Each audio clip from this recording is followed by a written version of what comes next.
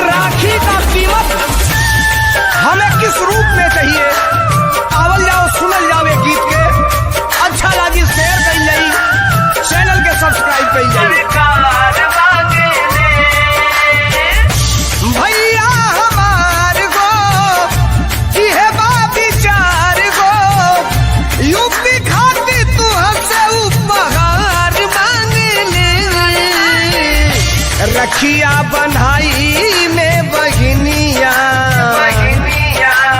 अरे रखिया बन्हाई में बहनिया सपा का सरकार मांगले।